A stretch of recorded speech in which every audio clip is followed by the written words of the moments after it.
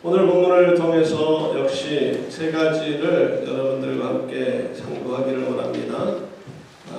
별에 관하여 예언한 발람, 두 번째 예수님의 탄생을 알린 별, 그 다음에 새벽별이신 예수님에 관해서 생각하기를 원합니다. 오늘 본문에 별에 관하여 예언한 그 사람 발람이 어떤 사람이며 그는 하나님의 예언자인가 아니면 한낱 점술가였는가를 먼저 살펴보기를 원합니다. 이스라엘 백성들이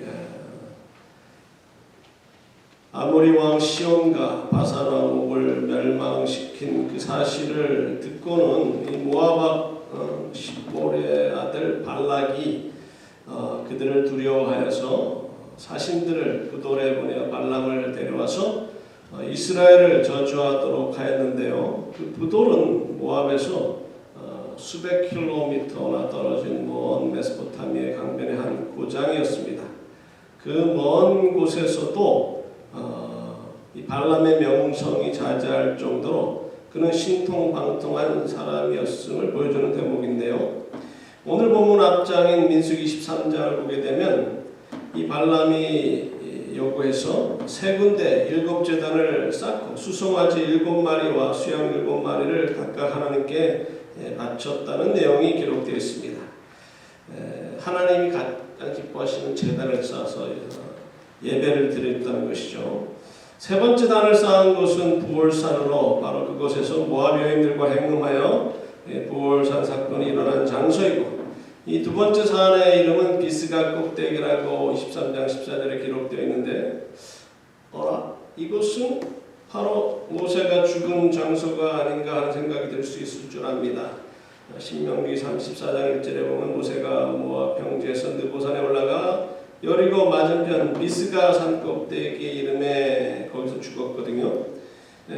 그러나 앞장 14절에 언급한 비스가 꼭대기는 소빔들로 인도하여 비스가 꼭대기에 이르렀다고 지명이 다른 곳인데, 이 비스가라는 그 히브리어로 그냥 산이라는 의미를 갖고 있기에 그냥 산 꼭대기로 생각하면 됩니다. 그리고 모세가 죽은 느보산 꼭대기와 다른 장소로 우리는 생각할 수가 있습니다. 이 발람이 첫 번째 단을 쌓은 후 하나님의 음성을 듣고 뭐라고 말합니까? 민수기 23장 8절에 하나님이 저주하지 않으신 자를 내가 어찌 저주하며 여호와께서 꾸짖지 않으신 자를 내가 어찌 꾸짖으라. 두 번째 비스가 꼭대기 곧 산 꼭대기에서 7제단을 쌓고 제사를 드린 후 발람이 또 다음과 같이 말합니다.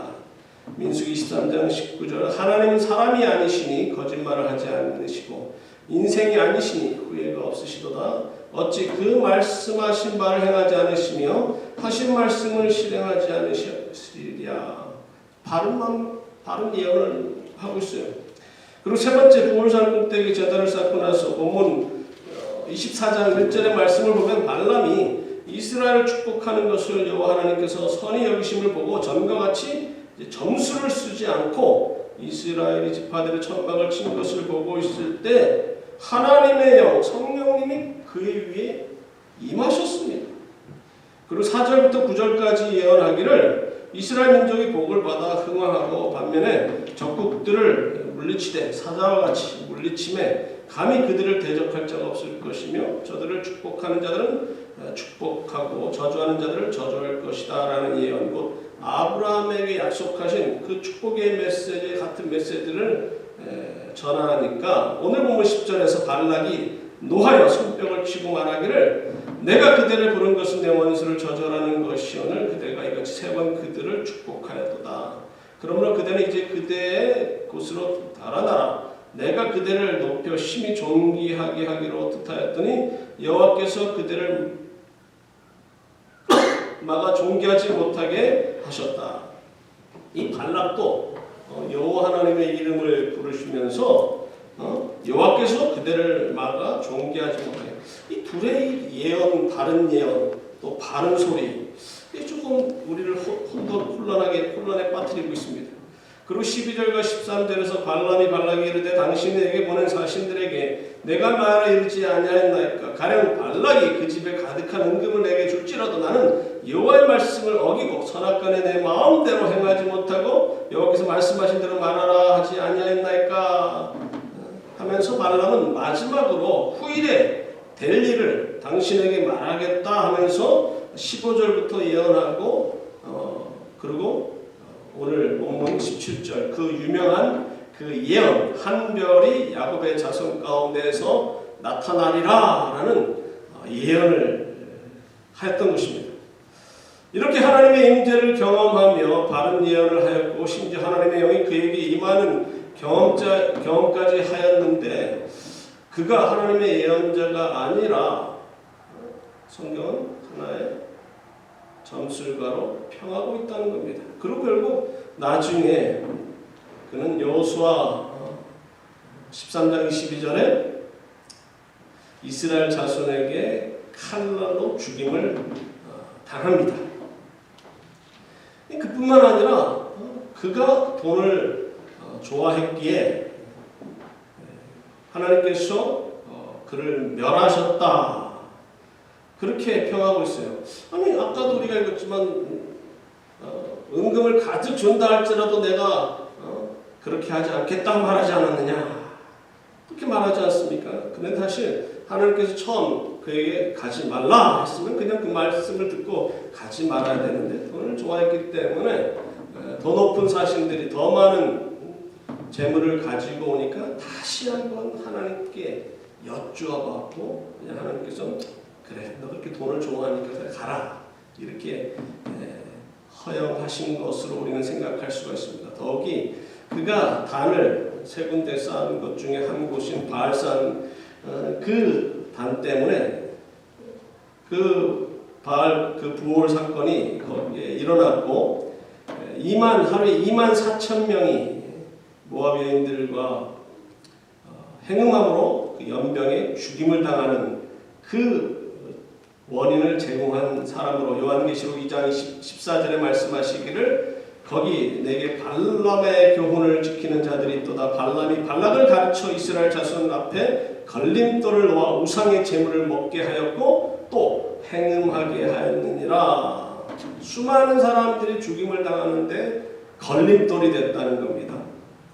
그리고 아무리 하나님의 영이 그에게 임했다 하더라도 그는 하나의 점술가로 칭하고 잘못된 길로 간 자라고 성경은 평가하고 있는데요. 유다서 11절에 화에 승진 이 사람들이요 싹쓸 위하여 발람의 어그러진 길로 몰려갔다라고 비난하였고 베드로서 2장 15절에는 그들이 바른 길을 떠나 미혹되어 부올의 아들 발람의 길을 따르는도다. 그는 불의의 싹쓸 사랑하다가 자기의 불법으로 말미암아 책망을 받되 말하지 못하는 나귀가 사람의 소리로 말하여 이 선지자 미친 행동을 저지하였느니라 라고 잘못을 지적했습니다. 이 구약에서는요 신약과 달리 하나님의 영 곧 성령님이 특정 인물에게 임하지만 그들의 죄를 범하면 성령님이 그에게서 떠난다는 것이죠. 대표적인 예가 사울 왕을 들 수가 있습니다. 사실 지금 많은 목회자들 가운데서도 이 돈을 좋아하는 사람, 어느 정도 돈을 좋아하는 건 그나마 조금 봐줄 수는 있지만 아주 싹큰 목사들도 있어요. 돈밖에 모르는. 근데 그 교회에 다니시는 분들이 그렇게 불쌍한 사람들은 아니에요. 왜냐? 싹큰 목사라 하더라도 그들의 입에서 나오는 하나님의 말씀이 바로 전달되면은 그 말씀을 통해서 은혜 받을 수 있다는 거죠. 이 발람이 돈을 좋아하는 이 싹군 점술가지만 그가 바른 예언을 했다는 겁니다. 여러 가지 바른 말을 했다는 거죠. 그 말 자체는 하나님의 말씀이고 하나님의 영이 그에게 함께 하셔서 그런 말을 곧 이스라엘을 축복하게 하셨고 장차 이 땅에 구세주로 오실 예수님의 탄생을 예고하는 이런 아주 정확하게 예고하는 그 구절이 그렇게 많지 않지 않습니까? 그 중에 하나가 이 발람의 입에서 나왔다는 겁니다. 17절에 한 별이 야곱에서 나오며 한 규가 이스라엘에게서 일어나서 모압을 이쪽에서 저쪽까지 쳐서 무찌르고 또 셋의 자손들을 다 멸하리로다. 이 한 별, 이 별은 성경에서 왕의 위엄과 영광을 나타내는 상징물로서 동방에서 온 박사들이 별을 따라 예루살렘에 와서 사람들 앞에 뭐라고 말하였습니까? 마태복음 2장 2절 유대인의 왕으로 나신 이가 어디 계시냐? 우리가 동방에서 그의 별을 보고 그에게 경배하러 왔노라. 이 별에 특별한 별에 나타나는 왕의 출생을 그들은 여기고 찾아왔다는 것이죠. 그리고 이 개역 한글에서는 이 홀이라고 말한 이 규, 이것은 하나의 봉으로서 나라를 다스리는 왕이 주권을 상징하는 쥐봉이라는 거죠. 에스더 5장 2절에 에스더가 뜰에 서 있는 것을 본 아수에로 왕은 그녀가 매우 사랑스러워 보여 그가 손에 들고 있었던 금규를 그에게 내미니 에스더가 그 규의 끝을 만졌다는 말씀이 기록되어 있는데요. 그 규가 영어로 세털입니다. 이 하나의 봉인 것이죠. 왕권을 상징하는 그런 규, 세털입니다. 메시아께서 오셔서 모압을 이쪽에서 저쪽까지 쳐서 무찌르고 또 셋의 자식들을 다 멸하리로다 말씀하시는데 여기서 모압을 무찌르고 셋의 자식들을 멸하실 것이라고 말씀해서 셋의 자식들이란 아담의 셋째 아들 셋의 후손을 말하는 것이 아니라 그냥 모압을 지칭하는 겁니다. 그리고 18절에서는 에돔 족속, 20절에서는 아말렉 민족들이 그들이 강한 민족이지만 멸한다는 것이죠. 근데 아말렉 민족은 다른 민족에 비해서 그렇게 강하지 않은데도 불구하고 으뜸이라고 언급한 이유는 출애굽한 이스라엘 백성들을 가장 먼저 괴롭혔던 민족이었기 때문입니다. 이와 같이 모압이나 에돔, 아말렉에 관한 예언은 단순히 이 세 민족들에게 임할 심판을 말씀하시는 것이 아니라 이스라엘 곧 하나님의 백성들을 대적하는 악한 무리들 곧 예수 그리스도를 통하여 구원이 허락된 사실을 인정하지 않고 하나님의 교회와 백성들을 억압하고 대적하는 무리들과 아무 죄가 없는 무리들을 저주하는 자들을 멸하실 것이라는 예언의 말씀인 것입니다. 반면에 21절에 나오는 개인족속에게는 축복의 메시지를 전합니다. 그들의 거처가 견고하고 바위에 보금자리가 있다. 근데 개역 한글에서는 개인족속을 가인족속이라고 해요. 21절 밑에 22절에서는 또 가나안 그 가인이라는 말이 또 나옵니다. 근데 이 겐족속이 가나안의 겐족속인지 미디안의 겐족속인지 분명치 않지만 앞뒤 정황을 살펴보면 켈빈이 주장한 대로 이 모세의 처갓집이 이 미디안의 겐족속인 것처럼 그 겐족속, 미디안의 겐족속인 것으로 우리는 추정할 수가 있습니다. 그들이 모세의 처갓집 민족이라 이스라엘에게 우호적이었고 광야 여행에 도움을 주었기에 그들은 복을 받는 예언을 오늘 발람이 언급하고 있지만 22절에서는 그들이 쇠약하게 되고 나중에는 아수르의 포로가 되리라는 예언하는 것을 보면 결국 그 민족들이 인간적으로는 사둔이 되어서 한동안은 복을 누립니다. 그러나 결국에 하나님을 믿지 않는 민족이기 때문에 멸망을 당할 것이라는 예언의 말씀입니다. 주님의 재림이 가까우면 가까울수록 하나님의 교회와 그분의 백성들을 대적하는 자들이 더 극성을 부리게 되는데 바로 지금 이 한국 실정이 그런 것 같습니다. 이전에 경험하지 못한 일들 곧 용역들을 보내어 교회를 강제 철거하는 일이 벌어지는데도 경찰은 손을 놓고 있고 다른 교회들은 남의 동네 불구경하고 있습니다. 그리고 코로나 방역을 정치적으로 이용하는 데 혈안이 되었다가 백신을 구입하는 데 때를 놓쳐 다른 나라들은 몇 개월 안에 백신을 맞게 될 텐데 한국은 함흥차사입니다. 이 프랑스 출신의 세계적 석가 자크 아타우리는 한국이 백신을 아직 확보하지 못했다는 이야기를 듣고는 그동안 방역을 모범적으로 한 나라가 이런 끔찍한 실수를 범하다니 믿기 어렵다고 말하였습니다. 그리고 미 연방 대법원에서는 이 코비드-19 기간에도 예배를 금할 수 없다는 판결이 나왔다는 것을 어제 신문을 보고 보았는데요.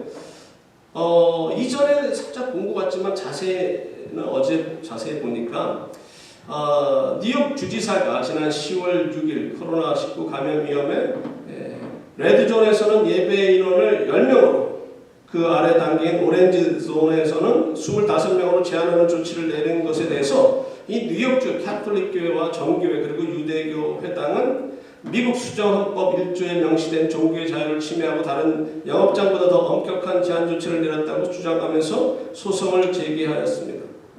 근데 왜 개신교는 왜 조용한지 몰라요.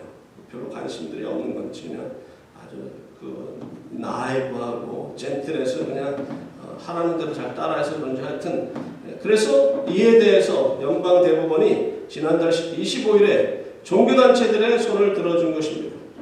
어쩐지 지난 어저께 말고 그 전 토요일에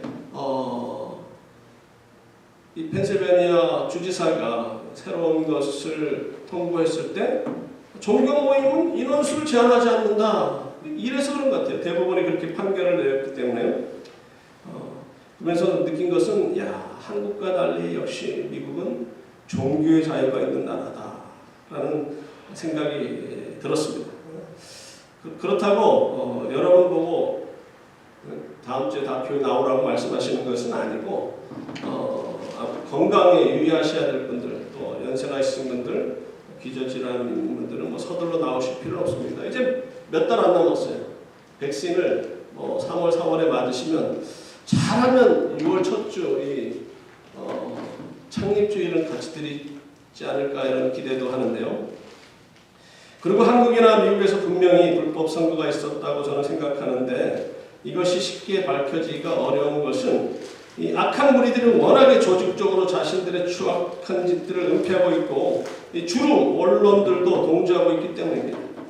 그래도 미국은 양심적인 자들이 많이 자신들이 경험한 불법 행위를 폭로하게 되면서 목숨을 위협받고 심지어 가족들이나 집에서 키우는 강아지들을 죽이겠다는 협박을 받았음에도 증인으로 나온 사람이 한두 명이 아니에요. 열몇 명이나 몇십 명이나 숫자가 제가 기억을 안 나지만요. 근데 한국은 어떻습니까? 4.15 부정투표가 지금 미국에서 일어난 것도 너무 유사해요. 63대 36. 거기에 더하면 666이에요. 참 희한하죠. 도메인 그걸 똑같이 사용했습니다. 그런데도 그걸 이전에 그 개표기를 사용하지 말라고 결정했는데도 미국도 사용하고 한국도 사용했어요. 한국에서는 4.15 부정투표를 고발하고 잘못된 표를 민경욱 전 의원에게 전달한 참관인을 보호하기는커녕 나라가 구속할 상황이고 구속한다고 그러고 한국에서는 부정투표가 밝혀지기가 어려워요. 근데 미국은 또 어떻습니까? 미국은 쉽게 밝혀질 줄 알았는데 너무 웃긴 게 조지아의 한 개표장에서 오후 10시에 수도관이 터졌다고 참관인들을 다 내보내고 4명이서 검은 책상부가 덮여져 있는 테이블 밑에서 큰 가방, 이민 가방까지는 아니고 왜 큰 가방 있잖아요. 그것을 꺼내서 거짓 투표지를 꺼내서 3시간 동안 개표하는데요. 그 당시 개표가 한 대에 1시간에 3,000장을 카운트할 수 있는 그게 거기에 5개인가 그러니까 수만 장의 거짓표가 카운트된 거예요. 다 바이든으로. 여러분들 기억하십니까? 저녁까지는 트럼프가 이기고 있었는데 그 다음날 아침에는 몇 개 주에서요. 바이든 표가 그냥 슉 엄청 올라갔어요. 이게 다 부정투표예요. 이게 CCTV에 걸린 거예요. 그 체육관이라서 거기에 CCTV에 다 잡혔는데도 이게 밝혀질까? 의심스러워요. 왜 그런 줄 아십니까? 워낙에 많은 사람들이 거기에 동조하기 때문에 이 딥스테이트 세력들이 워낙 무서운 세력들이 워낙 큰 세력이라 그리고 중국과 손을 잡고 매수당한 사람들이 한두 명이 아니에요. 심지어 공화당 안에도 있어요. 그래서 트럼프가 이 외로운 싸움을 하고 있는데 이번 주에 아마도 계엄령을 선포할 가능성이 있다고 어떤 사람들은 주장하는데 진짜 그렇게 해서 그 악의 무리들을 뽑아낼까? 잡아서 잘못된 것을 다 낱낱이 밝힐 수 있을까? 근데 그 세력들이 워낙 크기 때문에 트럼프 역시 이건 도저히 감당 못하겠다. 그냥 그들하고 그냥 니고시에이트 해가지고 서로 그냥 넘어가는 가는 것은 아닐까 또 염려가 되는데 하여튼 지금은 그 어느 때보다도 이 미국 땅을 위해서 기도할 때라고 생각합니다. 이 세상은 참으로 요지경입니다.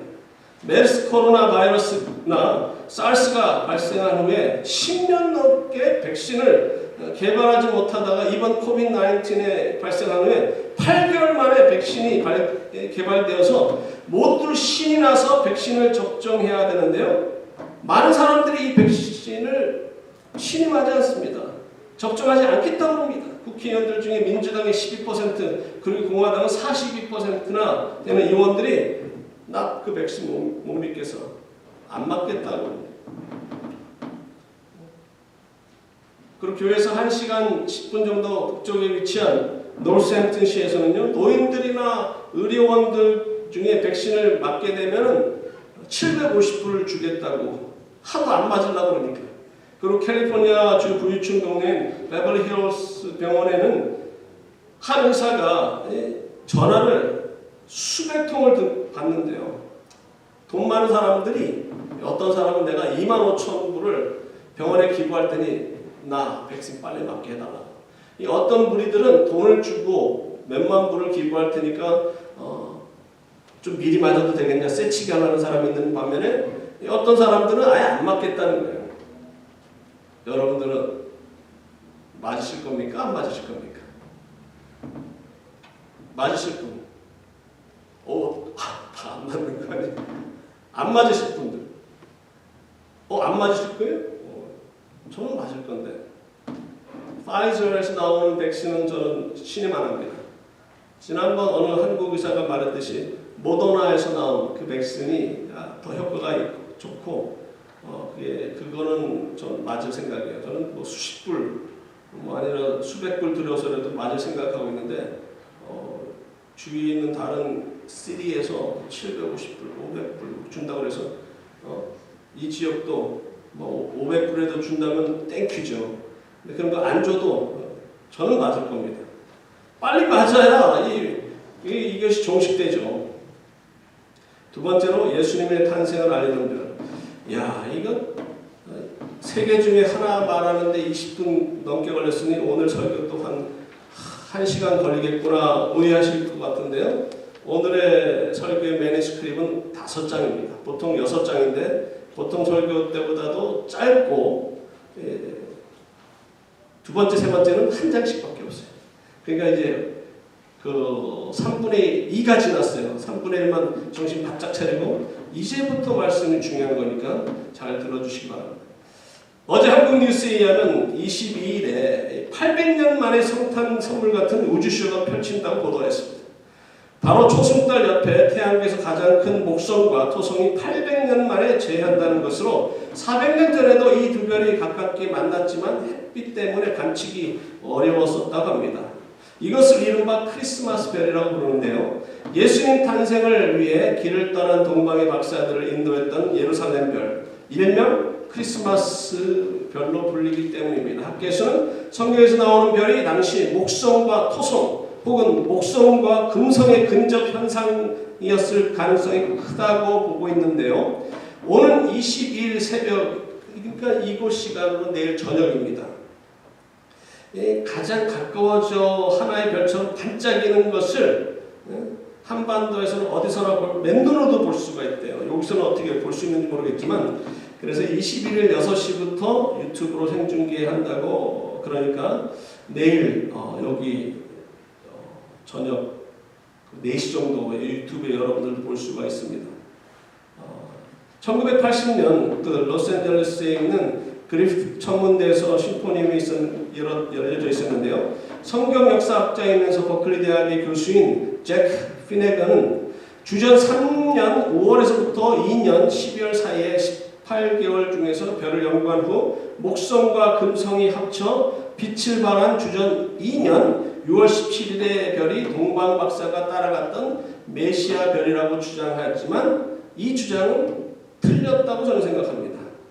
그의 주장 말고 19세기 초에 살았던 베를린 대학의 교수 크리스천 루딕 아이델러는 주전 7년에 목성과 토성 그리고 물고기 자리 이 세 개의 연합이 베들레헴 별이라고 주장한 그것이 맞는 겁니다. 아까 그랬죠. 성경학자들은 목성과 토성 혹은 목성과 금성 이러는데 금성은 아니에요. 목성과 토성입니다. 플러스 물고기 자리. 물고기 하면 뭐가 나와요? 뭐가 생각이 나요? 익투스, 예수 그리스도 하나님의 아들 구세주. 이 세 개가 연합되고 비춰준 그 주전 6년에 예수님이 탄생하신 거예요.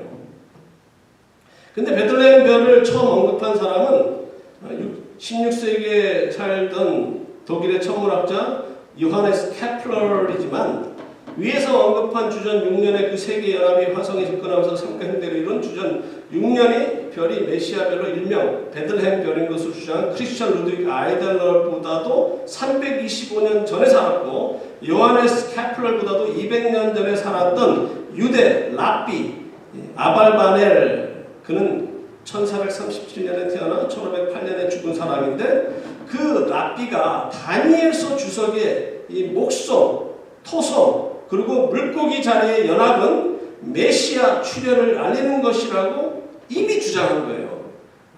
그가 주장한 대로 이 세 가지의 연합, 이 내일 저녁에 여기서 볼 수 있는 목성과 토성이 같이 만나도 환해지는데 거기에 물고기 자리까지 활이 붙이면 얼마나 밝은 별이 되었을까. 그들의 주장의 근거로 저는 예수 그리스도께서는 주전 6년에 태어났고요. 주전 7년에 나타난 별들 그건 이 목성과 이 토성을 보고 동방의 박사들이 왕이 탄생했다.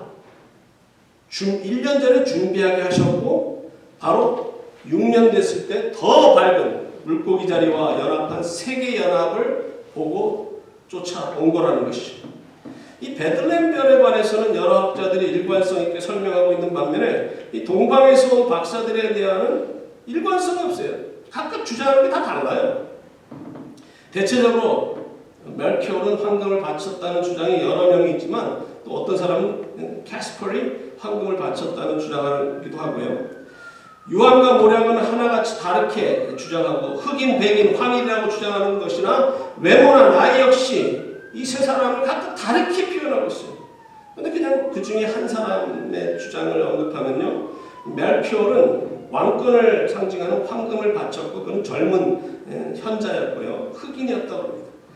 그 다음에 신성을 상징하는 유황을 바친 발사사는 장년으로 그 역시 현자이고요. 지혜 와이즈맨이고요.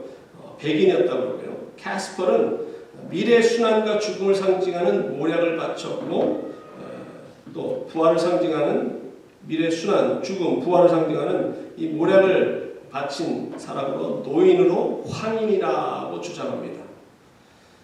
성탄절을 전승에 따라 보통 겨울로 생각하는데 이것이 3세기부터 문제시대의 알렉산드리아 클레멘트는 5월 20일로 주장하고요.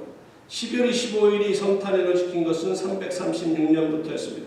서방에서 이날을 택한 것은 로마 시민 정의의 태양 미츠라의 탄생일을 대신한 것이고 동방교에서는 주현재 즉 동방박사들이 도착한 날을 생각하는 1월 6일 그날은 예수님이 수세, 곧 세례를 받으신 날을 기념하다가 4세기부터는 예수님의 탄생도 기념하는 그날로 바꿨습니다. 같은 이 탄생뿐만 아니라 세례 받으신 것까지 같이 기념하는데요. 5세기 중엽부터는 동방교회도 거의 12월 25일을 성탄일로 지켰으나 예루살렘 교회는 549년까지도 1월 6일을 크리스마스로 지켰습니다. 그 의로운 태양, 이것은 바로 말라기 4장 2절에 나오는 내 이름을 경외하는 너에게는 의로운 해가 떠올라서 치료하는 방설을 바라리니 너희가 나가서 외양간에서 나온 송아지같이 뛰리라. 이것을 생각해서 미츠라의 생일을 이제 접목시킨 것이죠. 뭐 나쁘지가 않습니다. 근데 예수님의 탄생 연도 또 날짜까지도 우리는 정확하게 알지 못하고 의견이 분분한데 그 이유 중에 하나는 1세기에는 그리스도인들이 핍박으로 말미암아 생일보다는 사망일을 더 기념하는 풍습이 있기 때문에 크리스마스를 중요시 여기지 않았던 것 같습니다. 2세기까지도 거의 비슷한 이유로 이 핍박을 피하여 도망갔던 그리고 순교했던 이 사도들이 예수님의 죽으심과 부활을 선포하고 강조했지 그분의 탄생에 대해서는 좀 그렇게 의미를 많이 두지 않았던 것 같습니다. 그분이 태어나신 날짜가 중요한 것이 아닙니다. 심지어 제가 예수님이 태어나신 곳은 마구간이 아니라 들판 옆에 있는 한 동굴이라 라고 주장하듯이 제 주장이 맞을 겁니다. 여러 의미가 있어요. 근데 그 장소조차도 중요한 게 아니에요.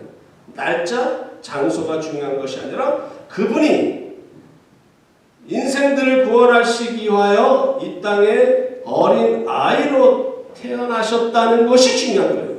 이것이 역사적인 사실이라는 것이죠. 마지막 세 번째로 새벽별이신 예수님. 계시록 22장 16절에 나 예수는 교회들을 위하여 내 사자를 보내어 이것들을 너에게 증언하게 하였노라. 나는 다윗의 뿌리요 자손이니 곧 광명한 새벽별이라 하시더라. 그분은 야곱의 후손이시며 다윗의 자손으로 이 땅에 탄생하실 것이라는 구약의 예언의 말씀대로 베들레헴에서 다윗의 자손으로 탄생하십니다. 계시록 22장 16절에서 말씀하시듯이 예수 그리스도께서 당신의 사자들 곧 수많은 구약의 인물들과 신약의 인물들을 사용하시어 당신을 증언하게 하셨습니다. 구약에서는 많은 선지자들이 예수님에 관한 예언이 약 100군데가량 있습니다. 그 예언을 마침내 성취하신 분입니다.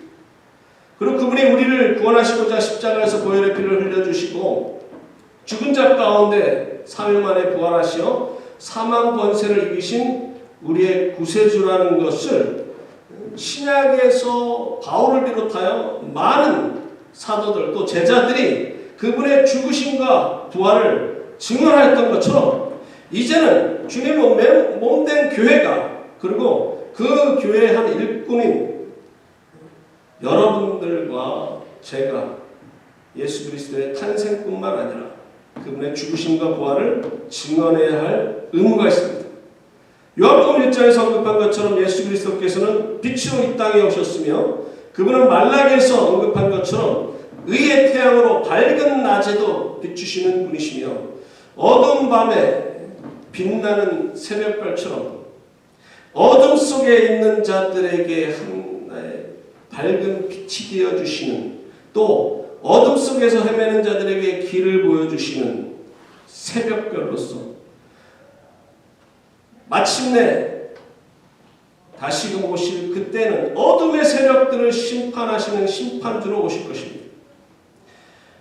계시록 22장 16절에서 그분을 광명한 새벽별이라고 말씀하고 있는데 이는 그분이 이 세상을 심판하러 오시는 재림의 날에는 하나님을 믿지 않는 악의 무리들 곧 사탄을 숭배하는 무리들과 복음을 거부하고 예수 그리스도를 믿지 않는 자들의 최후의 심판의 날이 될 것이며 이 땅이 베드로전서 3장 12절에 있는 말씀처럼 하늘이 불에 타서 풀어지고 물질이 뜨거운 불에 녹아지는 심판의 날이 될 것이며 그 심판의 날이 그들에게 임하지만 반면에 예수 그리스도를 구세주로 영접하여 자신의 주인으로 모시는 여러분과 저에게는 그 다음 절 베드로후서 3장 13절에서 말씀하셨듯이 우리는 그의 약속대로 의가 있는 곳인 새 하늘과 새 땅을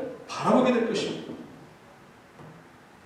여러분 혹시 어두운 새벽에 캄캄한 칠같이 어둠 속에서 저 수평선이나 지평선에 밝아오는 그 태양의 그 온기, 태양 빛이 떠오르는 것을 본 기억이 있으십니까?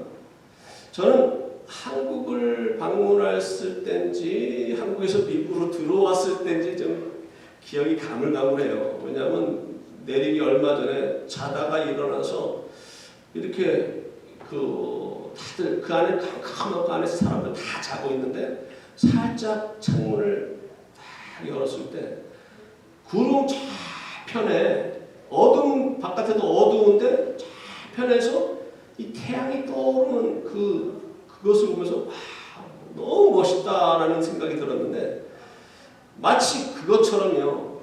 이제 이 세상이 이 악의 세력들, 아까도 제가 말했듯이요, 진리가 제대로 하나님의 공의가 제대로 시행되지 않는 이 어둠의 세력들, 이 공산주의자들의 세력들, 이 딥스테이트, 이 악의 세력들, 이 미국도 그냥 삼키려는 저들, 이 악한 새들이 엄청 많고요. 그들을 정말 잡아낼 수 있을까 의심스럽지만 이 마지막 때 예수 그리스도가 재림하셔서 심판주로 오셔서 그들을 멸하시고 이제 저 멀리서 의로운 태양이 떠오르는 그것은 새하늘과 새 땅이 떠오르고 다시금 변화되는 이 지구상은 제약으로 인해서 불에 타버리고요. 다 녹아 없어지고 새하늘과 새 땅이 시작되면서 저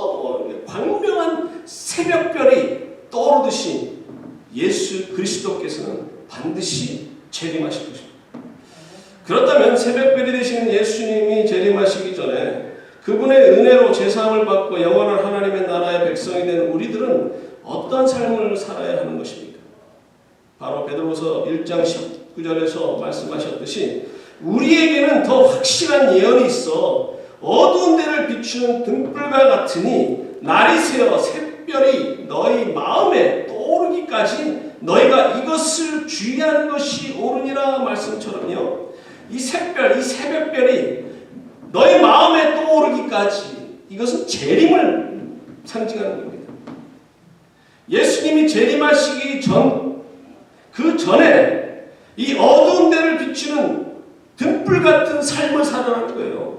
곧 빛과 소금의 역할을 감당하면서 확실한 예언, 곧 그분이 역사적인 인물로서 이 땅에 어린아이로 탄생하셨고 우리의 죄를 위하여 십자가에 달려 돌아가셨으며 3일 만에 부활하신 사실을 증언하는 예수님의 증인의 삶을 살아라라고 베드로 사도는 베드로서 1장 19절에서 당부하고 있습니다.